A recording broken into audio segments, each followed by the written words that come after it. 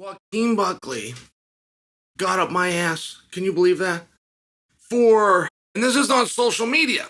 And Joaquin Buckley is trained by Nick Simmons.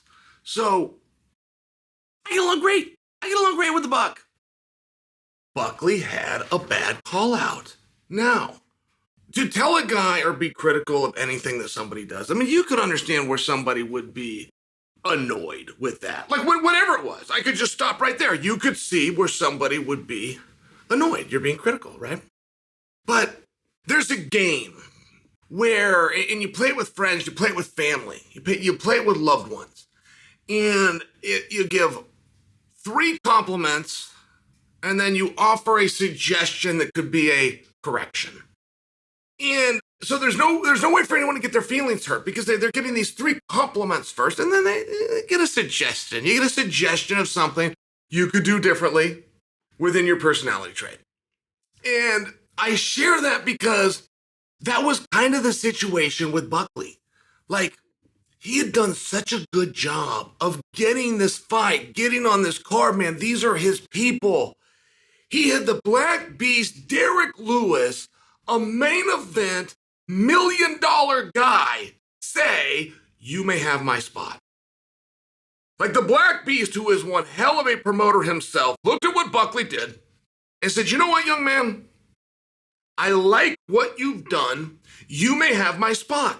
I will give it to you. And if it was up to Derek, he truly would have. That's a big compliment. Then Buckley goes out and he gets a win. And there's no such thing as home field advantage. There is in football, but there's not in fist fighting. It is home field disadvantage.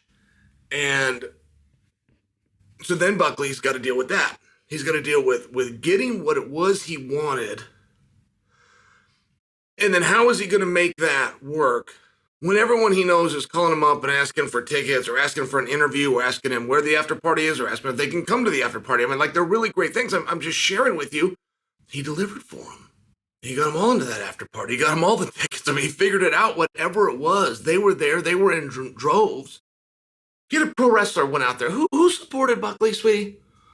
Hey, who supported the UFC fighter a couple weeks ago? Was it Randy Orton showed up in Kansas City? Was it Orton or Cena? It was Orton. No, my wife is saying it was Orton, but she's saying it she's saying it like stop talking to me. She's saying yes, but it's in the tone of leave me alone. The point is, man, Buckley killed it. So there's this 3 compliments, and I think I listed 5.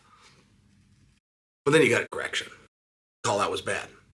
Now, these aren't Chael's rules.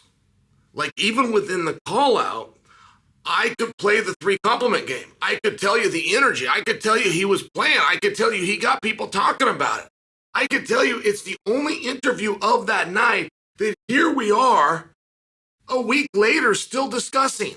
So I could give the praise, but there is a litmus test. There's a way to know if it was a good call out or not. Like, by example here, let's start at a Grand Slam. A Grand Slam is you get the fight. There you go. We're all done. Nobody could ever say it's not a good call out.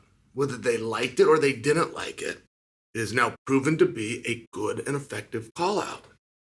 But then now you have a different measure, which is just to get on first base. Okay, that was a Grand Slam, but let's back up a few bases. To get on first, you must get a response from the person you're calling out. They just may dismiss you. They generally will. The life of a call out is generally the condescending, who's that, right? The guy's name's Bo, and you're like, what is his name? It's Bob?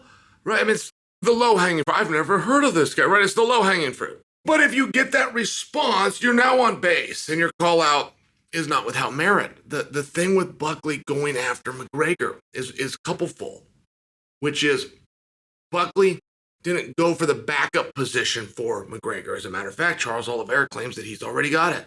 Buckley just went straight up after McGregor. We went after a guy that's already got a fight.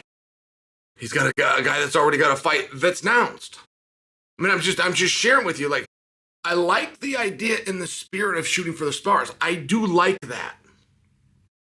The thing with McGregor is everybody's calling him out, right? Best way at a job interview. I mean, your absolute greatest way at a job interview is to be the only one that shows up. If you're the only resume that gets turned in, that would be better than anything that you could say, but any suit that you wear, any connection that you could have, any introduction that somebody made. That would be the best. Right? I mean, there's like some rules in life. Do you guys want to know the easiest way to make $2 million? Forget all the school and all the courses you've gone to and everything your parents and teacher told you and work hard and all the stuff that you've heard. You want to know the easiest way to make $2 million? Buy something for $10 million and sell it for 12. Right? Buy something for $1 million and sell it for 3. That is still the absolute easiest way to become a multimillionaire. That is easier than the lottery. And I share it with you because there are some rules, right? It either stuck or it didn't stick. And when you go after Conor McGregor, you're now in a very heated field. There's a lot of competition. That is the fight that everybody wants.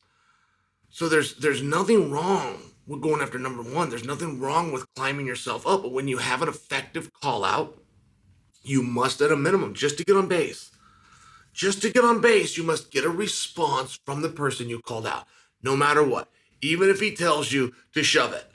If you don't get on base, we can understand that it goes into the category of ineffective.